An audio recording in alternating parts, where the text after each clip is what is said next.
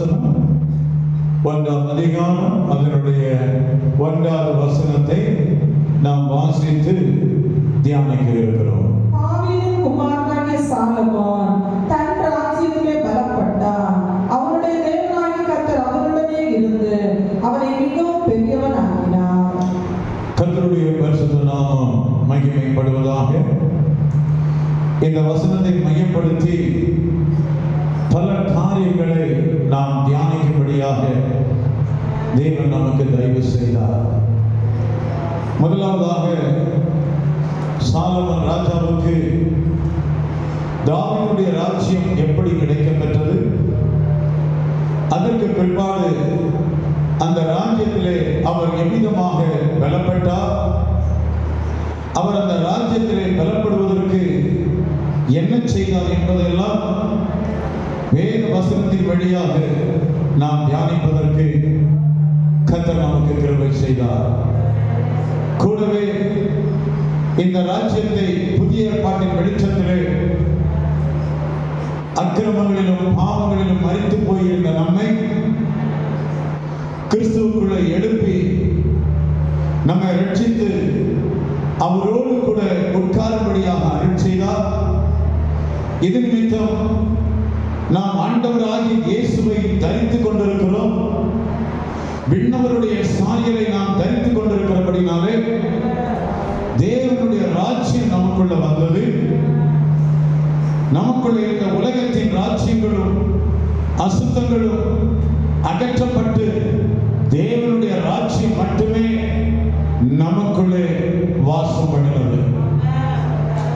இப்ப இந்த ராஜ்யம் நம்மை விட்டு வெளியே போகாமல் இருப்பதற்கு இந்த ராஜ்யத்தில் நாம் பலப்பட்டு இந்த ராஜ்யத்தையே சுவிசேஷமாக மற்றவர்களுக்கு எடுத்துச் சொல்லுகிறவர்களாக நாம் மாற்றப்பட வேண்டும் என்பதையும் கடந்த 3 வாரங்களாக இந்த வசனங்களை தியானித்து வருவதற்கு தேவன் நமக்கு கிருபை செய்தார். இன்றைக்கும் இதனுடைய தொடர்ச்சியாக ஆண்டவர் சில வார்த்தைகளை உங்களோடு பேசிவிட்டு இறுதியாக இந்த சாலமோனை ஆண்டவர் பெரியவராக மிகவும் பெரியவனாக மாற்றின காரியத்தையும் கொஞ்சம் உங்களுக்கு காண்பித்துக் கொடுத்து விட்டு இந்த செய்தி இன்றைக்கு நிறைவு செய்ய முடியாத பட்சத்தில் வரக்கூடிய 30ஆம் தேதி இரவு ஜெபத்தில் உங்களுக்கு சொல்லி இந்த செய்தியை கிறிஸ்துவுக்குள்ளே நிறைவேற்றியபடியாக வாஞ்சிக்கிறேன். தேவன் தாமே நம்மோடு இடைபடுவதாக. முதலாவதாக நான் உங்களுக்கு யோசபாத்தை குறித்து காண்பித்துக் கொடுத்தேன். யோசபாத் இஸ்ரவேலுக்கு விரோதமாக அவர் பலப்பட்டார். 2 நாளாகமத்தின் புஸ்தகம் 17ஆம் அதிகாரம் அதனுடைய 1வது வசனத்தை நாம் வாசிக்கும் போது யோசபாத் என்று சொல்லக்கூடிய ராஜா இஸ்ரவேலுக்கு விரோதமாக அவர் பலப்பட்டார். காரணம், எல்லாரும் இஸ்ரவேலர் அல்ல, கிறிஸ்தவர்கள் தான். ஆனாலும் எல்லா பேரும் கிறிஸ்துவுக்குள் வாழ்கிறவர்கள் அல்ல. கிறிஸ்தவ பெயரை தரித்துக் கொண்டிருக்கிறதுனாலேயோ, கிறிஸ்தவ பெயர் என்னுடைய பெயரின் பக்கத்தில் எழுதப்பட்டிருக்கிறபடினாலேயோ, அல்லது நான் ஒரு கிறிஸ்தவ ஆலயத்திலே அங்கத்தினராய் வாழ்கிறதுனாலேயோ நான் கிறிஸ்துவுக்குள் வாழ்கிற நபர் அல்ல. இந்த யோசபாத்தை பார்த்தார், அப்பாவுடைய வாழ்க்கையை பார்த்தார், அவருடைய அப்பா ராசாவுடைய வாழ்க்கையை பார்த்தார். அவர் கர்த்தரை சார்ந்து வாழ்ந்திருந்த காலகட்டத்திலே அவர் பெற்ற நன்மைகளும், கர்த்தரை சார்ந்து கொள்ளாமல் வாழ்ந்த வாழ்க்கையிலே அவர் தன்னுடைய வாழ்க்கையில் பெற்ற தீமைகளையும் அவர் பார்த்து தன்னுடைய வாழ்க்கை அப்படிப்பட்ட ஒரு வாழ்க்கையாய் இராத படிக்கு அவர் முதலாவது செய்த வேலை பாகால்களை தேடாமல், இஸ்ரவேலுடைய செய்கைகளின்படி செய்யாமல், தன் முழு இருதயத்தோடு கர்த்தரை தேடுகிறவராக, கர்த்தரை துதிக்கிறவராக மாறின பொழுது கர்த்தர் அவனோடு கூட இருந்ததையும் அவன் செய்த காரியங்கள் அனைத்தையும் தேவன் வாய் வாய்க்க செய்த காரியங்களையும் நாம் தியானித்து அதன்படி செய்வதற்கு தேவன் நமக்கு நினைப்பூட்டினதையும் ஆண்டவர் நம்மோடு பேசினார். இன்றைக்கு மீண்டுமாக அதனுடைய தொடர்ச்சி இன்னொரு காரியத்தை முன்வைத்து உங்களோடு பேசும்படியாக வாஞ்சிக்கிறேன். நேரம் இல்லாதபடினாலே சுருக்கமாக கொஞ்சம் வேகமாக நீங்கள் புரிந்து கொள்கிற விதத்திலே சில வார்த்தைகளை உங்களுக்கு சொல்லித்தரலாம் என்று கிறிஸ்துவுக்குள்ளே நான் தீர்மானித்திருக்கிறேன். திருப்பிக் கொள்ளுங்கள். 2 நாளாகமத்தின் புஸ்தகம் 27ஆம் அதிகாரம் அதனுடைய 6வது வசனத்தை நாம் வாசிக்கலாம். 2 நாளாகமத்தின் புஸ்தகம் 27ஆம் அதிகாரம் அதனுடைய 6வது வசனத்தை நாம் வாசிக்கலாம். யோதாம் தன் வழிகளை தன் தேவனாகிய கர்த்தருக்கு முன்பாக நேராக்கினதினால் பலப்பட்டான். ஐயா, நீ தேவனுடைய ராஜ்யத்தில் பலப்படணும். தேவனுடைய ராஜ்யம் நமக்குள்ளதான் இருக்குது. ஆனா நிறைய மக்களை எடுத்துக்கிட்டா அவங்க உலக ராஜ்யத்தில் தான் ரொம்ப பலனா இருப்பாங்க.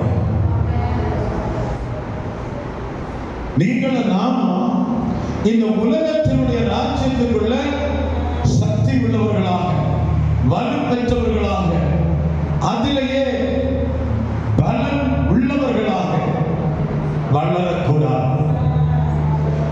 எனக்குள்ளே தேவனுடைய ராஜ்யம், அந்த ராஜ்யம் எப்படிப்பட்டது? புசிப்பும் குடிப்பும் அல்ல, நீதியும் சமாதானமும் பரிசுத்த ஆவியினால் உண்டாகும் சந்தோஷத்தினாலும் நிறைந்ததுமாயிருக்கிறது. இப்ப இந்த ராஜ்யத்துக்குள்ள பலப்படுவதற்கு முதலாவது இஸ்ரவேலுடைய செய்கை எனக்குள்ள வரக்கூடாது.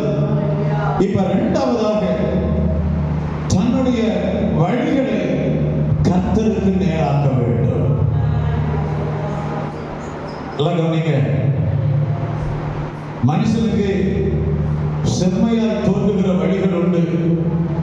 அதன் முடிவோ சொல்லுங்க. என்னுடைய பார்வையில, என்னுடைய மூளை அளவில்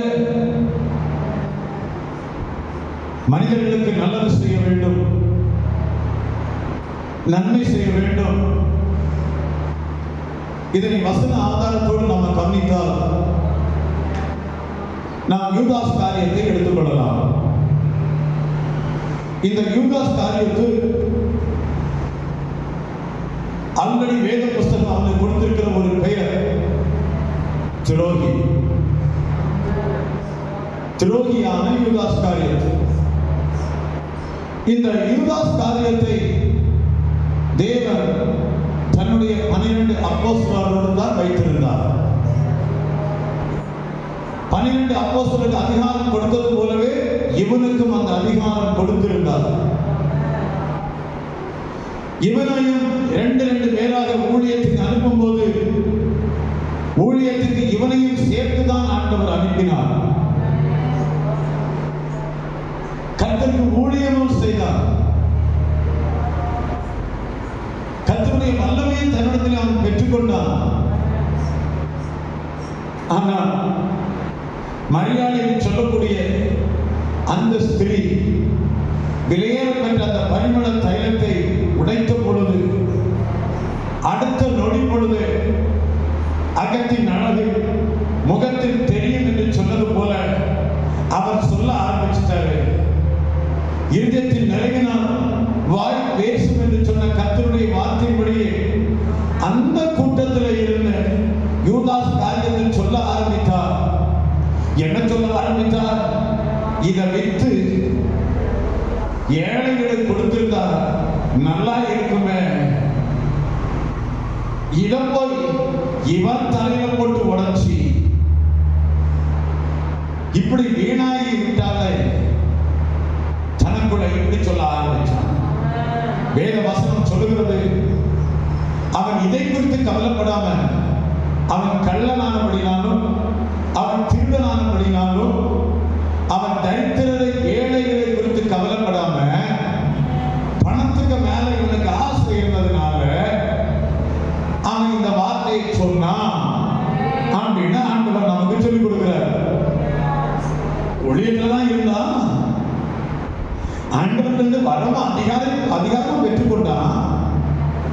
ஆனா நேரம் வரும்போது அவனுக்கு உள்ள இருந்தது அங்க வெளிப்படுது. நான் யாருன்னு காட்டுது. அப்ப மனுஷனுடைய பார்வையில செம்மையாய் தோன்றுகிற வழி உண்டு. இவனுடைய பார்வையில ஏழைக்கு சோறு கொடுக்கணும். ஆனா ஆண்டவர் சொன்னார் சோறு கொடுக்க வேண்டாம்னு சொல்லல.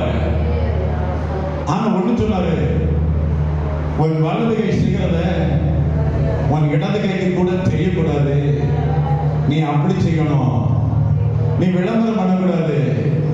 நீ தாரை ஊதுவிக்க கூடாது. அப்படின்னா உனக்கு பலன் இல்லை. ஆண்டவர் சொன்ன இந்த வார்த்தையை கேட்க மாட்டாங்க. தன்னுடைய பெயர் பிரஸ்தாபத்துக்காக, தன்னுடைய பெயர் புகழ்ச்சிக்காக, தாங்கள் ஏழைகள் மேல ரொம்ப அக்கறை உள்ளவர்களை போல காட்டிக் கொள்வதற்காக, தேசத்தில் உள்ள மக்கள் அவர்களை நல்லவர்கள் என்று சொல்லும்படியாக இந்த காரியத்தை செய்கிறார்கள். அவங்களுக்கு பலம் இல்லை.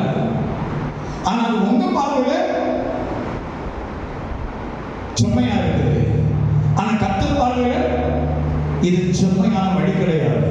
ஒருவேளை உங்க இதயத்துல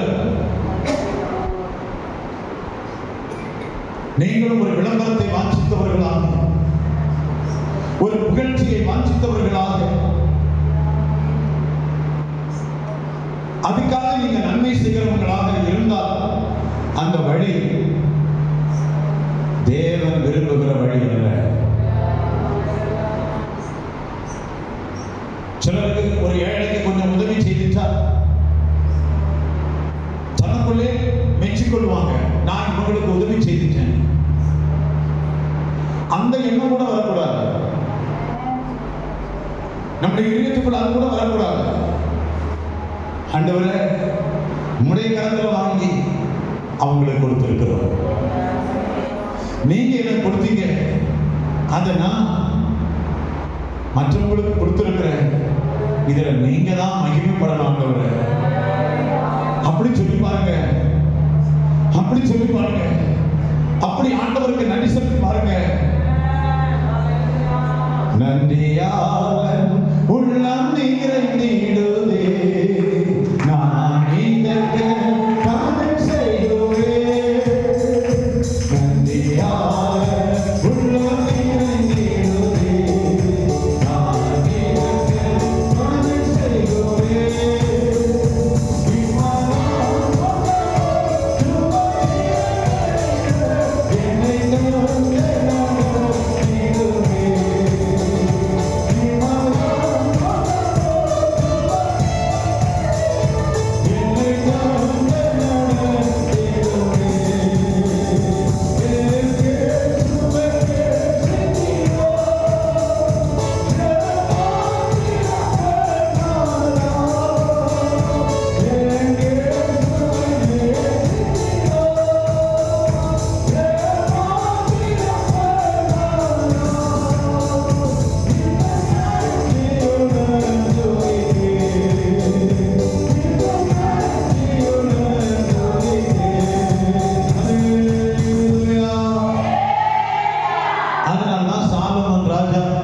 நீதிமொழிகளின் புஸ்தகத்துல நமக்கு இப்படி சொல்லி கொடுத்தார், ஏழைக்கு இறங்குகிறவன் கர்த்தருக்கு கடன் கொடுக்கிறான்.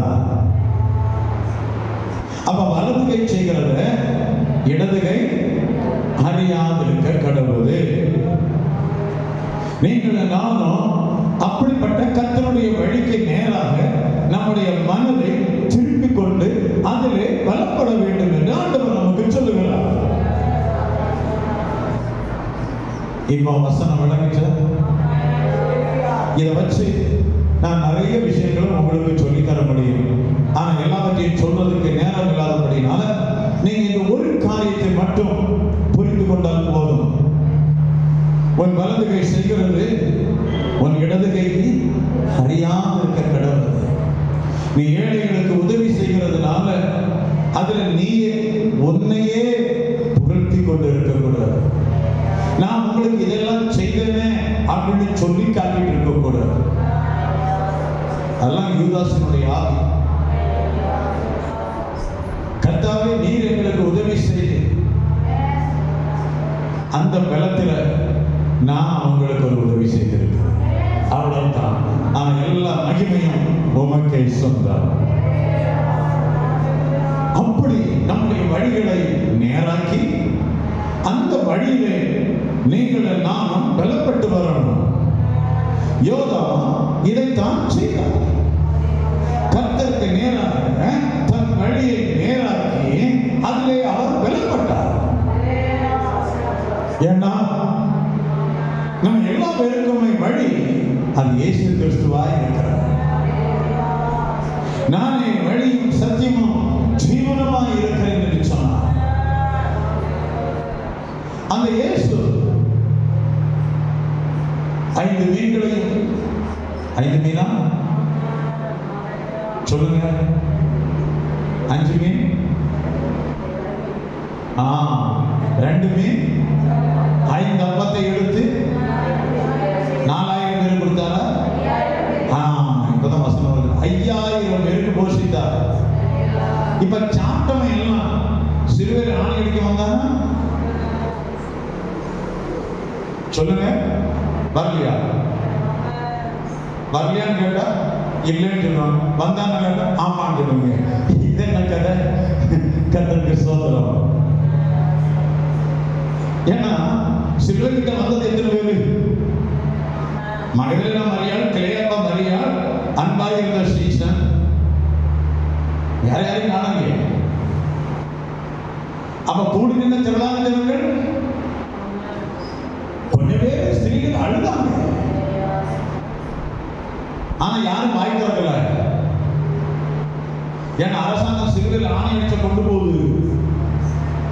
ஒருத்தர் உதவி சொல் பேசுறதுக்கு வரல. ஆனால் தான் ஆண்டவர் இயேசு சொன்னார், சீசர்களும் போராடல. வாசிக்கலாம், யோவான் எழுதின சுவிசேஷம் 18ஆம் அதிகாரம் 36வது வசனத்தை வாசி பாருங்க. யோவான் எழுதின சுவிசேஷம் 18ஆம் அதிகாரம் 36வது வசனம். இயேசு பிரதித்திரமாக ராஜ்யம் இவ்வுலகத்துக்கு உரியதல்ல. என் ராஜ்யம் இவ்வுலகத்துக்கு உரியதல்ல. என் ராஜ்யம் உலகத்துக்கு உரியதானால், இந்த உலகத்துக்கு உரியதானால் யூதரிடத்தில் ஒப்புக் கொடுக்கப்படாதபடிக்கு ஊழியக்காரர் போராடி இருப்பார்கள். என் ஊழியக்காரர்கள் போராடி இருப்பார்களே. இப்படி இருக்க என் ராஜ்யம் இந்த உலகத்துக்குரியதும் அல்ல, இந்த இடத்துக்குரியதும் அல்ல. கர்த்தருடைய ராஜ்யம் இந்த உலகத்துக்குரியதாகவோ அல்லது இந்த இடத்துக்குரியதாகவோ இருந்திருந்தா இந்த சுவிசர்கள் எல்லாரும் போராட்டம் பண்ணி இருப்பாங்களே. ஆனா இவங்க யாரும் போராட வரல, இவங்க யாரும் பரிந்து பேச வரல. அதனால இயேசு ராஜ்யம் இந்த உலகத்துக்குரியதும் அல்ல, இந்த இடத்துக்குரியதும் அல்ல. அதே சமயம் இந்த ஜனங்கள் எல்லாரும் எதுக்காக இயேசுவை தேடினாங்க அதையும் ஆண்டவர் சொல்லிக் கொடுக்கிறார். வாசிக்கலாம், யோவான் எழுதின சுவிசேஷம் 6ஆம் அதிகாரம் 23வது வசனத்துல இருந்து 24, 25 வசனங்களை வாசிக்கலாம். கர்த்தர் ஸ்தோத்திரம் செய்த பின்பு அவர்கள் அப்பம் சாப்பிட்ட இடத்துக்கு சமீபமாய் திபேரியாவில் இருந்து படகுகள் வந்தது. கர்த்தருக்கு ஸ்தோத்திரம். இயேசு அவர்களுக்கு பிரதித்திரமாக 26வது வசனத்திலே இயேசு அவர்களுக்கு பிரதித்திரமாக, நீங்கள் அற்புதங்களை கண்டதினால் அல்ல, நீங்கள் அப்பம் புசித்து திருப்தியானதினாலேயே என்னை தேடுகிறீர்கள் என்று மெய்யாகவே உங்களுக்கு சொல்லுகிறேன். நீங்க எல்லாம் இயேசுவை எதுக்காக தேடுறீங்க?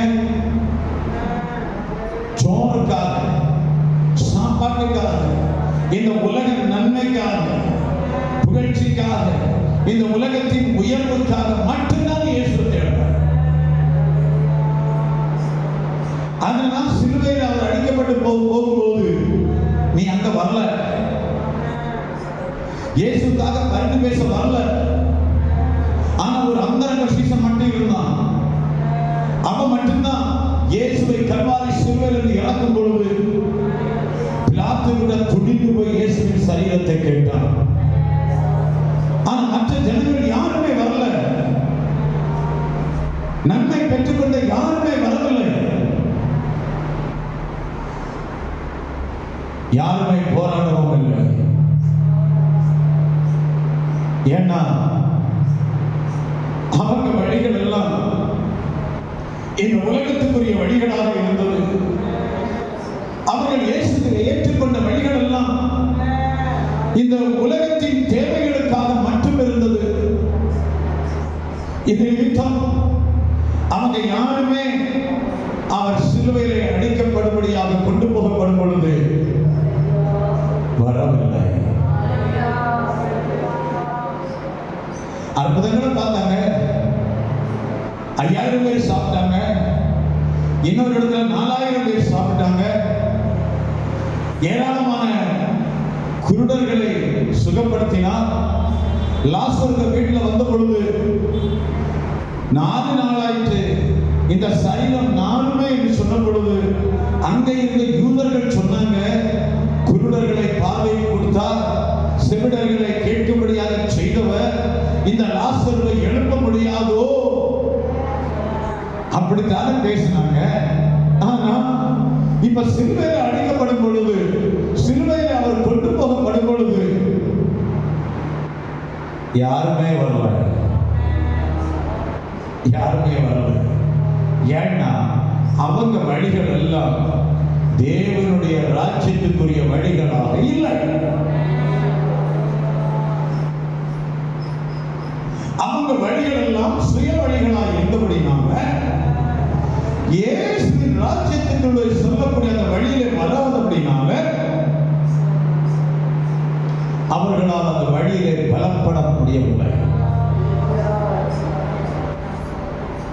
ஆனால் தான் ஆண்டவர் சொன்னார், மத்தேயு சுவிசேஷத்தில் சொன்னார், என்ன சொல்லிக் கொடுத்தார்? அந்த வசனத்தை மட்டும் வாசித்து விட்டு நாம் இன்றைய செய்தியை நிறைவு செய்யும்படியாக வாஞ்சிக்கிறேன். தேவன் தாமே நம்மோடு இடைபடுவதாக. மத்தேயு எழுதின சுவிசேஷம் 7ஆம் அதிகாரம் 13, 14 வசனங்களை வாசிக்கலாம். இடுக்கமான வாசல் வழியாய் உட்பிரவேசியுங்கள். இடுக்கமான வாசல் வழியாய் உட்பிரவேசியுங்கள். கேட்டுக்கு போகிற வாசல் விரிவும். கேட்டுக்கு போகிற வாசல் விரிவும். வழி விசாலமாய் இருக்கிறது. வழி விசாலமாய் இருக்கிறது. அதின் வழியாய் பிரவேசிக்கிறவர் அநேகர். அதின் வழியாய் பிரவேசிக்கிறவர்கள் அநேகர். ஜீவனுக்கு போகிற வாசல் இடுக்கமும். ஜீவனுக்கு போகிற வாசல் இடுக்கமும். வழி நெருக்கமாய் இருக்கிறது. வழி நெருக்கமாய் இருக்கிறது. அதை கண்டுபிடிக்கிறவர்கள் சிலர். அதை கண்டுபிடிக்கிறவர்கள் சிலர். அருமையான கர்த்தருடைய பிள்ளைகளே, பந்தய சாலையில் ஓடுகிறவர்களாம் ஓடுவார்கள். ஆகிலும் ஒருவனை பந்தயத்தை பெற்றுக்கொள்வான், கிரீடத்தை பெற்றுக்கொள்வான். ஆனா அந்த ஓட்டத்தில் இருக்கிறவன் எப்படி இருப்பானோ, அந்த இலக்கை அடைய வேண்டும் என்று இருக்கிறவன் எப்படி இருப்பான், அதை எங்க கிட்ட தான் கேட்கணும். காலமா ராணுவத்துல சொல்லுவாங்க, காலமா 5 கிலோமீட்டர் ஓட்டம் உண்டு. நிறைய பேர் ராத்திரி சாப்பிடவே மாட்டான். ஏன்னா காலம் 5 கிலோமீட்டர் ஓடணும். பின்னாலே வெயிட் உண்டு. கையில 10 கிலோ வெயிட் உள்ள துப்பாக்கி இருக்கும்.